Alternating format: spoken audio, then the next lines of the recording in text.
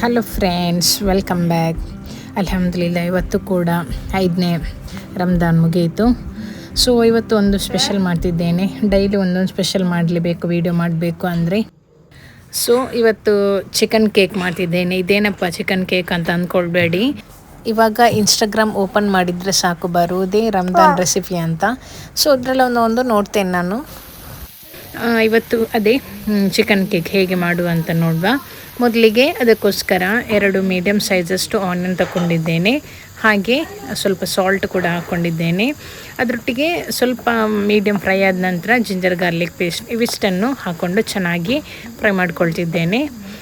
ಒಂದು ಹಸಿಮೆಣಸಿನಕಾಯಿ ತಗೊಂಡ್ರಾಗುತ್ತೆ. ಇವಾಗ ಇದಕ್ಕೆ chilli powder, pepper powder, garam masala, chicken powder, ಹಾಗೆ ಸ್ವಲ್ಪ ಧನಿಯಾ ಪೌಡರ್ ಇವಿಷ್ಟನ್ನು ಹಾಕ್ಕೊಂಡು ಚೆನ್ನಾಗಿ ಮಿಕ್ಸ್ ಮಾಡಿಕೊಳ್ಬೇಕು.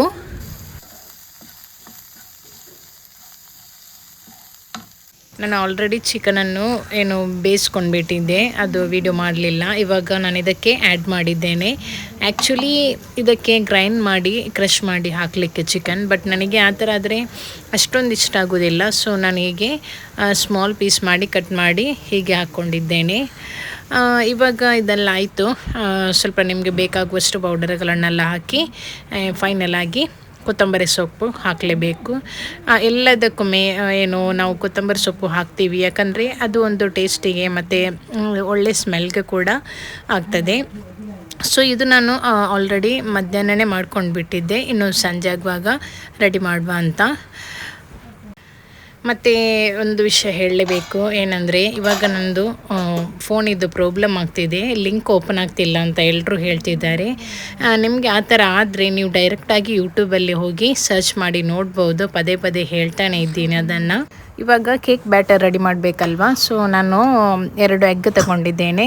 ಆಮೇಲೆ ಸ್ವಲ್ಪ ಅದಕ್ಕೆ ಅರಿಶಿನ ಹುಡಿ, ಸ್ವಲ್ಪ ಮೈದಾ ಹುಡಿ ಹಾಕಲೇಬೇಕು ಅಂತ ಏನಿಲ್ಲ, ಹಾಕದಿದ್ರೂ ಆಗುತ್ತೆ. ಇವಾಗ ಇದನ್ನು ಚೆನ್ನಾಗಿ ಗ್ರೈಂಡ್ ಮಾಡ್ಕೊಳ್ಬೇಕು. ಒಂದು ಬೌಲಿಗೆ ಇವಾಗ ನಾನು ಗ್ರೈಂಡ್ ಮಾಡಿದ ಈ ಬ್ಯಾಟರ್ ಇದೆಯಲ್ವ ಅದನ್ನು ಹಾಕ್ಕೊಳ್ತಿದ್ದೇನೆ.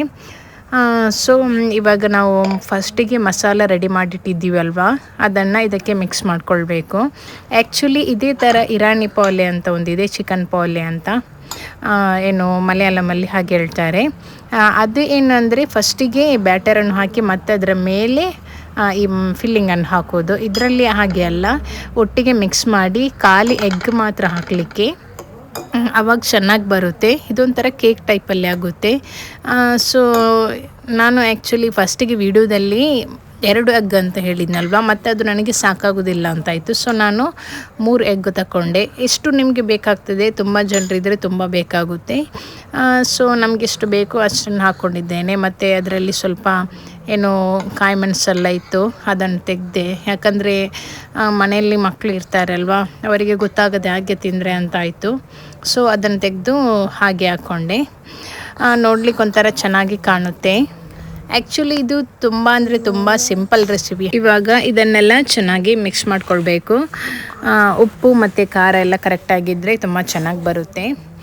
ನೋಡಿ ಇವಾಗ ಈ ಥರ ಬಂದಿದೆ. ಇದಾದ ನಂತರ ಇವಾಗ ನಾನು ಗ್ಯಾಸ್ ಸ್ಟವಲ್ಲಿ ಪ್ಯಾನ್ ಇಟ್ಕೊಂಡಿದ್ದೇನೆ.